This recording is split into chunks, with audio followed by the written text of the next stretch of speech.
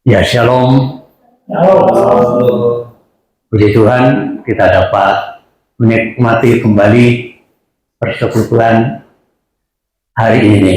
Ya, nah saudara, di dalam kesempatan hari ini berkenaan dengan hari Pentakosta, maka saya akan mengambil satu tema, Roh Kudus mengubah hidup kita. Hari Pentakosta itu adalah hari turunnya Roh Kudus. Ya, sekali lagi hari ini kita sedang memperingati hari Pentakosta. Hari Pentakosta itu adalah hari yang ke-50. Ya, dari sejak Tuhan Yesus mati, bangkit. 40 hari kemudian Tuhan Yesus naik ke surga. Dan 10 hari kemudian Roh Kudus turun, ya. Nah, saudara perlu dipahami bahwa hari Pentakosta ini bukan sekedar hari raya. Ya, memang kita memperingati, tapi bukan sekedar hari raya, ya, melainkan peristiwa yang mengubah total seluruh kehidupan kita. Pentakosta. Kata penta itu artinya hari yang ke-50. Ya. Penta itu artinya 50.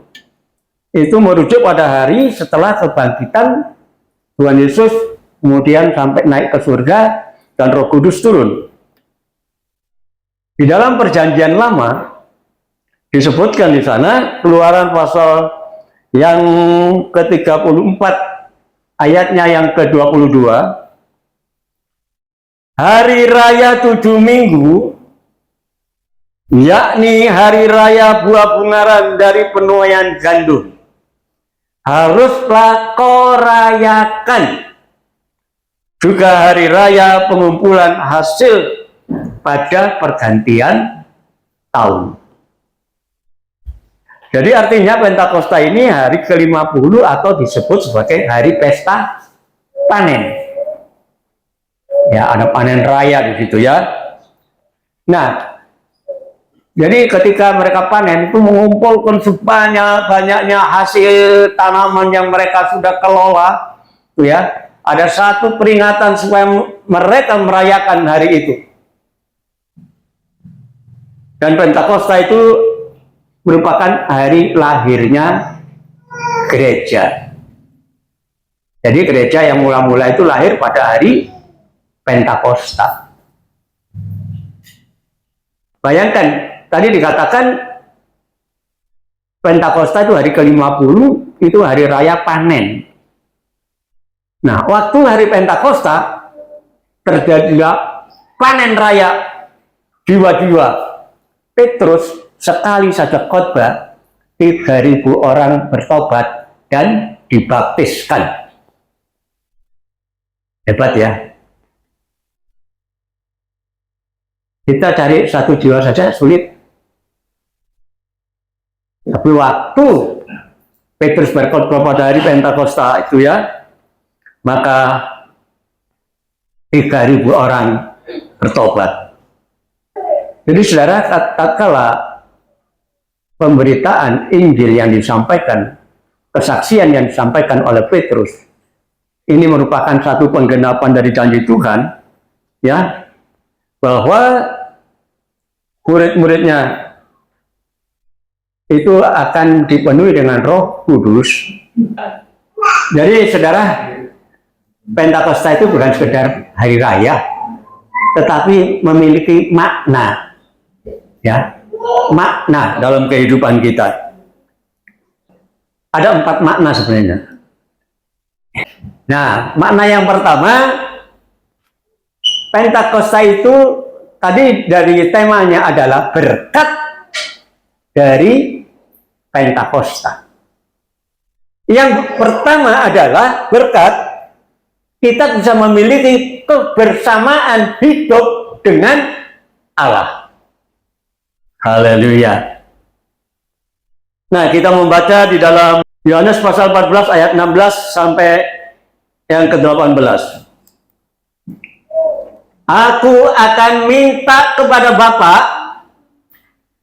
dan Ia akan memberikan kepadamu seorang penolong yang lain, supaya Ia menyertai kamu selama-lamanya. Jadi ini pernyataan Tuhan Yesus sebelum Dia naik ke surga. Dia berbicara kepada murid-muridnya bahwa Dia akan minta seorang penolong yang lain sebagai pengganti dirinya. Ya, karena Tuhan Yesus akan naik ke surga meninggalkan mereka. Ya, yaitu Roh kebenaran. Dunia tidak dapat menerima Dia. Saudara, tidak ada yang paham loh, kecuali orang yang percaya kepada Tuhan. Dunia tidak dapat menerima. Kenapa? Sebab dunia tidak melihat Dia dan tidak mengenal Dia. Tetapi kamu mengenal Dia, sebab Ia menyertai kamu dan akan diam di dalam kamu. Satu hal yang indah di sini dikatakan, aku tidak akan meninggalkan kamu sebagai yatim piatu. Aku akan datang kembali kepadamu. Saudara, pernah lihat yatim piatu? Yatim piatu ini adalah satu kehidupan yang sangat menderita. Nggak ada orang tua, nggak ada ayah, nggak ada ibu. Dan kadang-kadang ya dititipkanlah ke panti asuhan yatim piatu. Ya. Dan saudara, tapi Tuhan tidak pernah meninggalkan kita. Dia berkata, aku tidak akan meninggalkan kamu sebagai yatim piatu. Aku akan datang kembali kepadamu. Saudara, sebenarnya ini pernyataan atau kerinduan dari Tuhan, yang ingin menyampaikan kerinduan Allah untuk selalu bersama-sama dengan manusia. Ada hubungan yang baik antara Allah dan manusia. Karena hubungan yang harmonis itu sudah rusak. Sejak manusia ada di Eden, yang kadang-kadang Allah mengunjungi. Ya, Adam, Hawa, di mana engkau? Ini satu keharmonisan sebenarnya. Kerinduan Allah yang selalu ingin bertemu dengan manusia. Tetapi apa yang terjadi? Dosa telah merusaknya, sehingga hubungan itu putus dan berakibat fatal, yaitu manusia diusir dari Taman Eden. Ya, tidak hanya diusir, tapi terjadi kutukan. Nah ini sudah kutukan, kutuk, bukan ikan kutuk loh ya, tapi kutuk. Kutuk ini apa ya, bahasa yang paling tepat ini, bukan sumpah serapah, kutuk ya, sesuatu yang merugikan lah istilahnya, ya, yang tidak menguntungkan, terkutuk. Jadi akibat dosa kemudian manusia putus hubungan dengan Allah, dan satu hal terjadi, kutukan. Alkitab mengatakan dari tanah kembali kepada tanah. Manusia pasti akan mati, ya. Dan tidak ada umur yang panjang. Tidak seumur hidup. Awalnya sih memang manusia itu umurnya sekitar 900 tahun baru mati. Ya.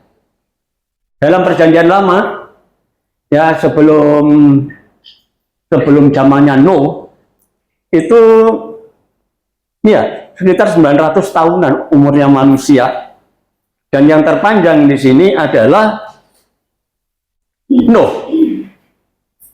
Nuh mencapai umur 950 tahun. Bayangkan. Kira-kira kayak apa ya? Umur 950 tahun.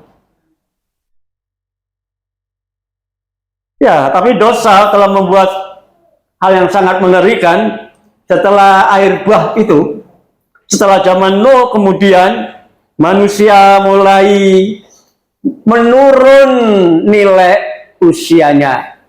Ya, cuma tinggal 100 tahun. Ya, untung anaknya Nuh ya, Sem, Ham, dan Yafet, ya, Sem itu masih mencapai umur 600. Yang lain sudah 100 mati semua. Sem yang umur. Nah, setelah di zamannya Nabi Musa, umur itu semakin menurun, manusia mati itu semakin pendek umurnya. Hampir setara dengan kita. Sekitar 70 tahunan. Waktu zaman Musa. Ya. Daud saja berumur 70 tahun. Dia mati, padahal dibanding dengan yang awal 900. Dari manusia itu makin pendek, makin pendek, makin pendek, makin pendek, makin pendek. Dan sekarang, ya, umur kita berapa? Nah, di dalam Mazmur pasal 90, ayatnya yang ke-10, katakan oleh pemazmur ini, masa hidup kami cuma 70 tahun. Dan jika kami kuat itu 70 tahun. Ya, kalau kuat sampai 80 tahun, dan kebanggaannya dalam umur yang sekian ini adalah cuma kesukaran dan penderitaan. Ayo, kira-kira saudara hidup banyak senangnya pada menderitanya. Sebab berlalunya buru-buru dan kami melayang lenyap. Saudara, tadi saya apa nih ya? Pak, ya kemarin bangun. Sempat merenung. Aduh, terima kasih Tuhan. Kok ternyata umur saya sudah 77 tahun. Bayangkan, hampir 80. Pak Wanam lebih ya? 83. Nah, Pak Wanam 83. Ini kemurahan loh Pak. Karena kita mengatakan umur kita cuma 70 tahun. Kalau sampai 80 tahun, itu penderitaan toh. Ya, saya merenung dia. Iya ya, nggak nyangka saya 70 tahun. Tapi kok ya tetap sih sehat walafiat. Menurut saya bilang sehat walafiat. Karena banyak orang satu umur, saudara. Ya, setiap kali saya ketemu orang udah putih semua, jenggotan gini, yes, saya tanya, Bapak umur berapa? 60 Pak. Hah? 60 sudah, itu sudah. Nah saya sesungguhnya, oh terima kasih Tuhan. Ya, jadi saudara, kalau kita sampai bisa berumur panjang itu anugerah.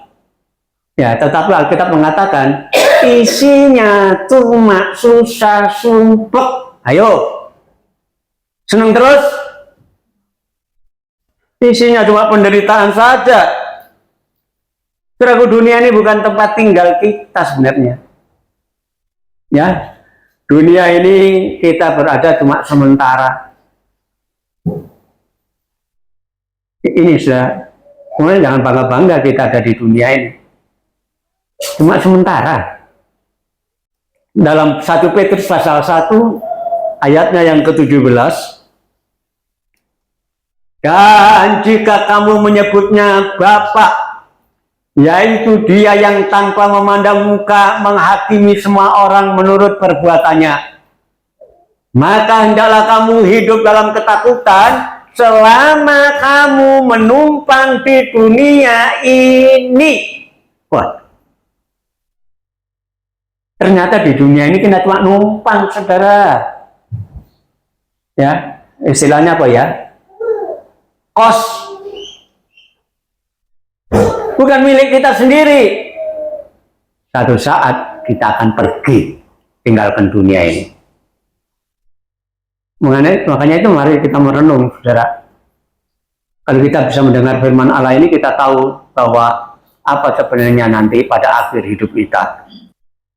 Dan hari Pentakosta inilah merupakan hari di mana Tuhan menepati janjinya. Kenapa? Dia tidak meninggalkan kita.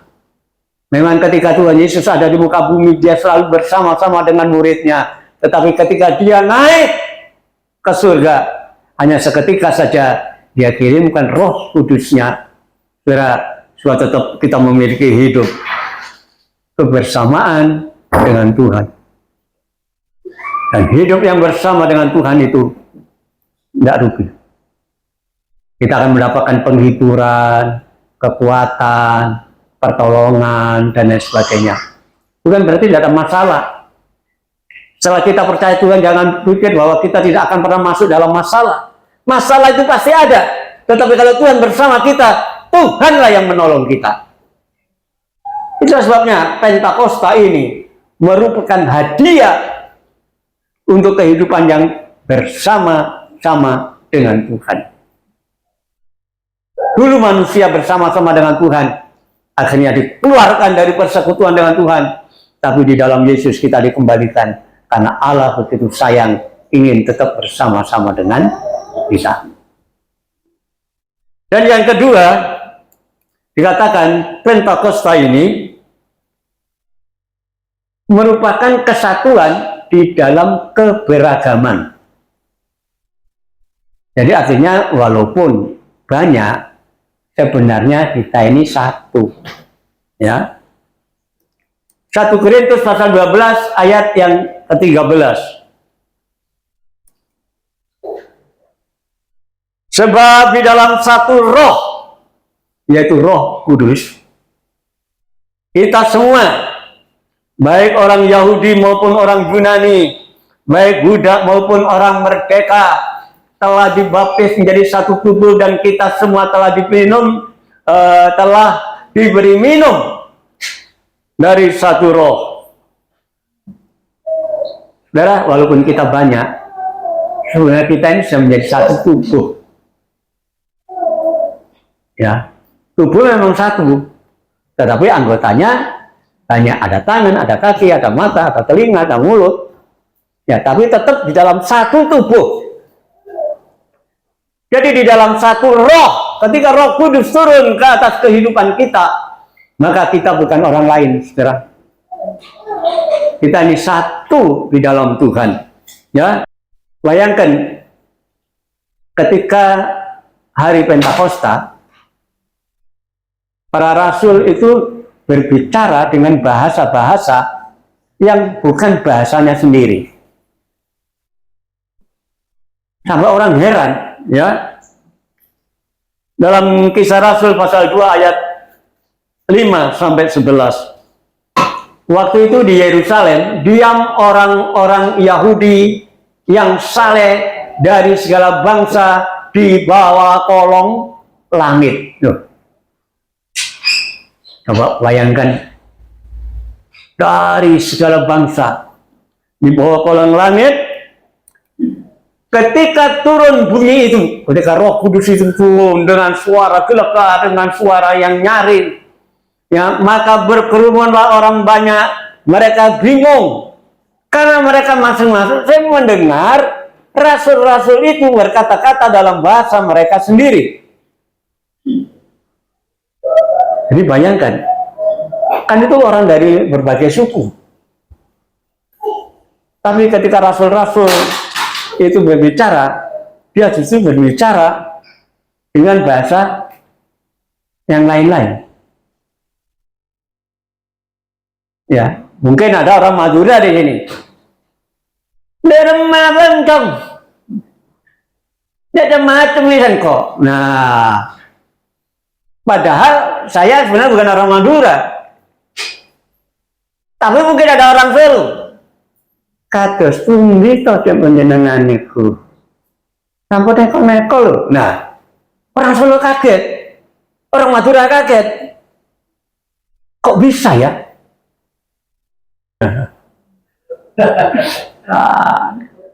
Ya.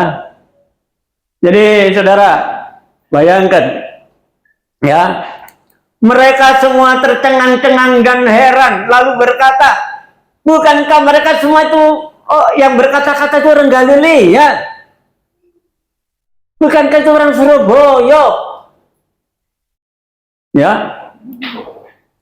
bagaimana mungkin kita masing-masing mendengar mereka berkata-kata dalam bahasa kita sendiri, yaitu bahasa yang kita pakai di negeri kita? Ya, aneh. Melalui pimpinan Roh Kudus, rasul-rasul itu berbicara dengan berbagai-bagai bahasa. Kita orang Partia, kita orang Media, kita orang Elam, penduduk Mesopotamia, Yudea dan Kapadokia, Pontus dan Asia, Frigia dan Pamfilia, Mesir, dan daerah-daerah Libya yang berdekatan dengan Kirene, pendatang-pendatang dari Roma. Aneh orang-orang ini. Padahal dia orang Galilea. Padahal di situ banyak bermacam-macam tadi dari beberapa suku bangsa. Otomatis mereka orang Galilea tidak ngerti bahasa mereka. Tetapi ketika Roh Kudus turun, Alkitab katakan mereka berbicara dengan bahasa-bahasa mereka. Baik orang Yahudi maupun orang penganut agama Yahudi, orang Kreta dan orang Arab, kita mendengar mereka berkata-kata dalam bahasa kita sendiri tentang apa yang dikatakan, perbuatan-perbuatan besar yang dilakukan Allah. Oh, haleluya. Bayangkan saudara, satu roh dalam pengertian kepada banyak bangsa. Ya. Jadi kita perhatikan di sini, berkat dari Pentakosta adalah mempersatukan dari keanekaragaman, meruntuhkan tembok pemisah, ya, tidak ada si A, tidak ada si B, semua sama. Jadi orang Kristen itu harus sadar, kita tidak terbagi-bagi. Mungkin di sini ada orang Cina, mungkin di sini ada orang Jawa, mungkin di sini ada orang Madura, tapi kita tetap satu di dalam Tuhan. Kita bukan orang lain. Kita tidak akan membeda-bedakan. Wah, mau mengikuti ireng nih. Ya, kayak celengpong banget, oleh Duh, tak mau cengkok, orang ini. Nah, celeng orangnya. Yang tertawa mak saya dia ngerti bahasa Madura soalnya. Ya. Iya kan, Bondowoso. Nek Tirsa tahu bahasa Madura? Tahu juga? Lagi kan. Jadi saudara, tapi di dalam Tuhan kita ini tetap satu. Ya, tidak ada kulit hitam. Kuning, hitam, putih, merah, semua harta indah. Nanti terima mahkota selamanya. Ya kan? Kenapa? Karena Yesus cinta segala bangsa. Yesus cinta segala bangsa. Bangsa-bangsa di dunia. Kuning, hitam, putih, merah, semua harta indah. Nanti terima mahkota selamanya. Itu nyanyian sekolah minggu ya. Karena tidak pernah dinyanyikan lagi. Saudara, jadi Pentakosta itu mengingatkan kepada kita bukan orang lain. Ya, kita tetap satu di dalam Tuhan. Tidak peduli orang kaya, tidak peduli orang miskin, ya, kita tetap satu di dalam Tuhan. Jadi andai kata kita terjadi keberagaman, ya, mungkin pendidikan yang berbeda, mungkin status finansial yang berbeda, mungkin status, ya, warna kulit yang berbeda, tetapi bukan berarti kita terpisah. Kita tetap satu di dalam Tuhan. Jangan ada yang saling beda membedakan. Ya, kalau masih ada yang membeda-bedakan satu dengan yang lain, berarti roh Pentakosta itu tidak ada di dalam dirinya. Ya, kita harus sadar ini. Ya. Dan yang ketiga, berkat dari Pentakosta adalah membuat kita berani bersaksi. Wah, ini apa sih saksi? Maksudnya saksi itu apa? Bersaksi artinya menceritakan, memberikan penjelasan, ya, itu bersaksi. Supaya orang lain tahu.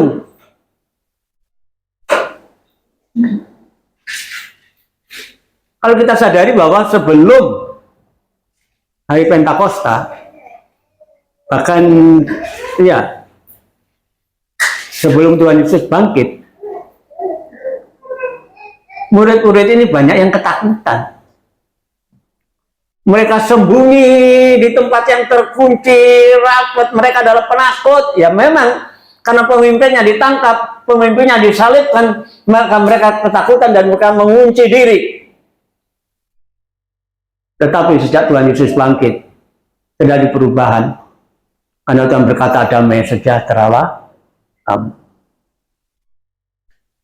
Saudara, kenapa lagi setelah Pentakosta ini menghilangkan rasa ketakutan diri. Sebab ya, bayangkan tadi katakan sekali berkhotbah saja Petrus bisa menobatkan 3.000 orang. Ya, baik, kita akan baca Kisah Rasul pasal 2 ayat 37 sampai 38. Ketika mereka mendengar hal itu, hati mereka sangat terharu. Lalu mereka bertanya kepada Petrus dan rasul-rasul yang lain. Jadi ketika mereka bertanya, ada apa ini? Dan memberikan penjelasan. Alkitab katakan, mereka terharu dan berkata, apakah yang harus kami perbuat, saudara-saudara? Karena dia tahu sekarang dirinya siapa. Dia bertanya kepada rasul-rasul, apakah yang kami perbuat? Maka jawab Petrus kepada mereka, bertobatlah dan hendaklah kamu masing-masing memberi dirimu dibaptis di dalam nama Yesus Kristus untuk pengampunan dosamu, maka kamu akan menerima karunia Roh Kudus. Bertobat. Bayangkan Petrus yang tadinya juga penakut, ya, waktu ditanya oleh orang-orang Romawi, kamu kan muridnya Tuhan Yesus? Oh enggak, bukan. Ya, dia menyangkal sampai 3 kali. Tetapi begitu Roh Kudus turun atasnya, Alkitab katakan dia menjadi pemberani, bersaksi. Ya, bayangkan sampai kemudian dari keberaniannya ini, sekali dia berkhotbah 3.000 orang bertobat. Ya, Kisah Rasul pasal yang kedua ayat yang ke-41, orang-orang yang menerima perkataannya itu memberi diri dibaptis, dan pada hari itu jumlah mereka bertambah kira-kira 3.000 jiwa. Ya, bayangkan ketika firman Allah disampaikan, dan kemudian di sini ada kira-kira 1.000 orang bertobat, langsung rame-rame kita bongkar gereja ini. 1.000 aja loh itu. Padahal 3.000 orang bertobat, dan bukti pertobatannya mereka memberikan diri dibaptiskan. Luar biasa. Ya, Pentakosta itu memberikan kita kemampuan berani bersaksi. Kita sering bersaksi, pernah bersaksi, memberitakan firman, menceritakan Tuhan Yesus kepada yang lain, kepada teman kerja. Malah di tempat kerja kita yang truk. Bahasa kok aneh-aneh bentuk. Ya. Di tempat kerja kita menang. Ya, ayo coba bersaksi. Ceritakan Tuhan Yesus. Ya. Sudah banyak jiwa dimenangkan. Ya. Karena apa? Tuhan akan memberikan kemampuan untuk kita menjadi saksinya. Kisah Rasul pasal 1 ayat yang ke-8. Tuhan Yesus pernah berkata, tetapi kamu akan menerima kuasa, kamu akan memperoleh keberanian, kamu akan memperoleh kemampuan, kalau Roh Kudus itu turun ke atas kamu. Ini kuncinya, saudara. Kalau hidup kita tidak pernah dipenuhi dengan Roh Kudus, tidak punya kemampuan untuk berani bersaksi, ya, bercerita tentang Tuhan Yesus. Tapi kamu akan menerima kuasa, kemampuan, kalau Roh Kudus turun ke atas kamu, dan kamu akan menjadi saksiku di Yerusalem, di seluruh Yudea dan Samaria, dan sampai ke ujung bumi. Haleluya. Ayo berani bersaksi sampai ke ujung bumi. Kalau kita diberi kesempatan, ayo kita pergi bersaksi. Saksikan tuh cinta Tuhan. Dan itu memang bukan dengan kekuatan kita sendiri, tetapi karena Roh Kudus yang ada di dalam diri kita. Ada kerinduan. Kalau Roh Kudus itu ada di dalam diri kita, kita punya kerinduan untuk bersaksi, memuji, memuliakan Tuhan dimanapun juga. Ya, saya pertama kali pelayan di sini, saya katakan tadi, satu orang saja saya berani bersaksi di tengah-tengah orang banyak, menyanyi bak cukup, glendeng, ya, sampai akhirnya bisa berdiri gereja walaupun tidak gede di sini, ya. Tapi adalah berkat Tuhan, saya masih bisa bertahan, ya. Jadi kalau kuasa Roh Kudus itu diberikan kepada kita, itu bukan untuk kebanggaan diri, saudara. Oh, lihat saya, siapa saya? Seringkali kita jadi bangga, ya. Saya berdoa di rumah sakit, orang banyak kepingin saya datang lagi, saya nggak mau datang kalau nggak izin Tuhan. Saya pernah doakan orang mati bangkit, benar. Dan itu rumah sakit gempar waktu itu. Dia berharap saya datang kembali. Tapi saya tidak, kalau tidak seizin Tuhan, saya tidak kembali. Semua harus seizin Tuhan, bukan kebanggaan diri sendiri. Betul. Ya, berapa banyak dulu bisa terjadi yang sakit disembuhkan. Ya, dulu Bu Waras itu kan namanya Bu Waras, tapi nggak waras, sakit. Setiap lihat bangkai pasti ada orang ngomong kotor sedikit, waktu nyambang orang mati tidak ngerubut orang yang mati, tapi ngerubut karena dia nggak percaya Yesus loh. Tapi akhirnya suaminya dia bilang, nang gereja kan didoakan Om Marikan bersembuh. Dan betul, dibawa ke gereja, saya doakan sembuh.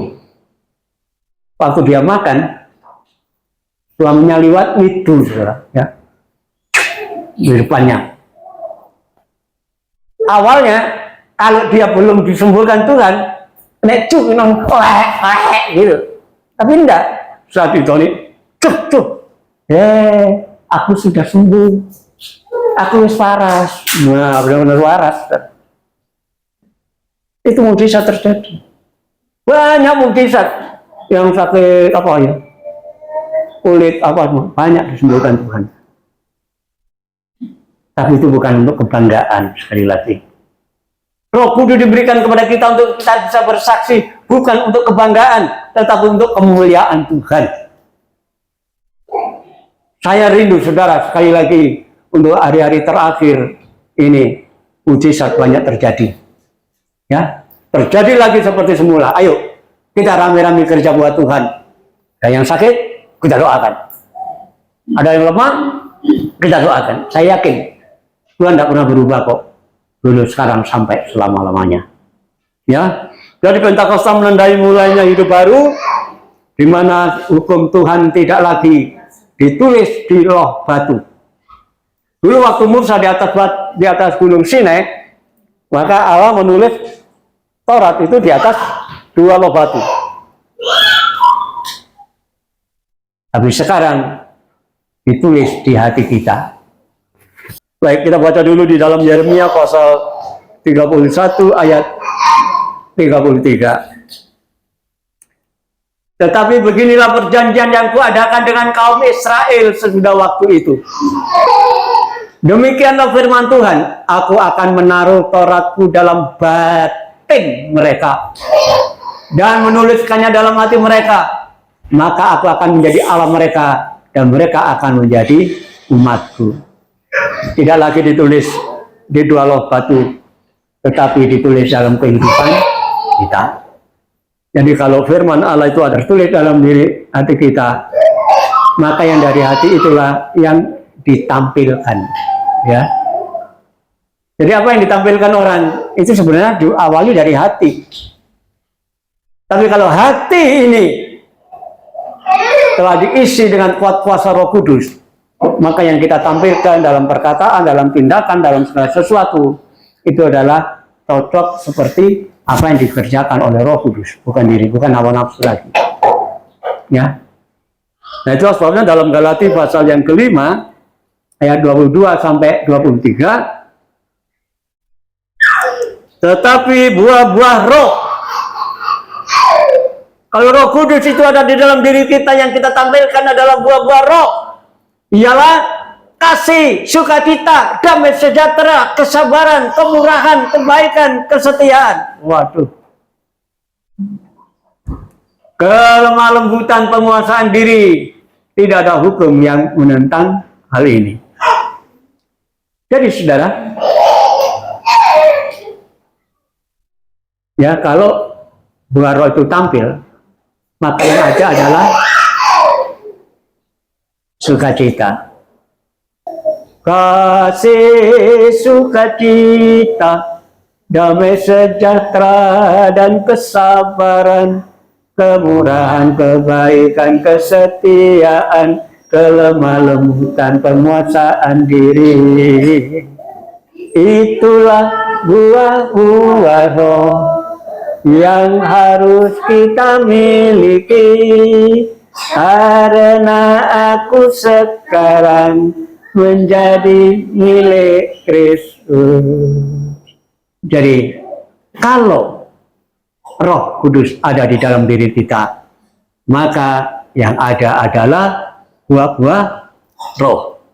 Kasih, sukacita, damai sejahtera, kesabaran, kemurahan, ya. Ngamuk terus. Kalau buah Roh itu ada dalam diri kita, masalah ada, tetapi tetap tersenyum, ya. Kok ngamuk, langsung duduk menebah.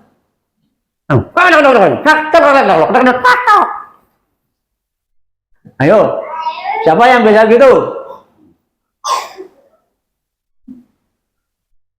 Lemah lembut, kasih, tresno, ya, damai sejahtera, ayam tentrem, sabar, gak jenenge tok sabar, ya, tapi benar-benar sabar. Apapun yang terjadi dinikmati, ya, kemurahan, kebaikan, kesetiaan, kelemah lembutan, penguasaan diri. Haleluya. Saudaraku, kalau orang Kristen memiliki ciri khas hidup itu berarti Roh Kudus ada di dalam dirinya. Kalau tidak, itu bukan Roh Kudus, tapi Roh Kudus. Ya, coba kalau Roh Kudus di dalam dirinya ngembek terus kan,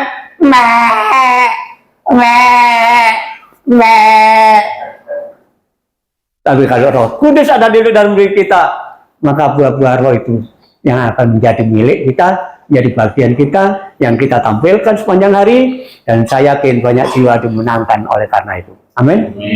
Tuhan memberkati.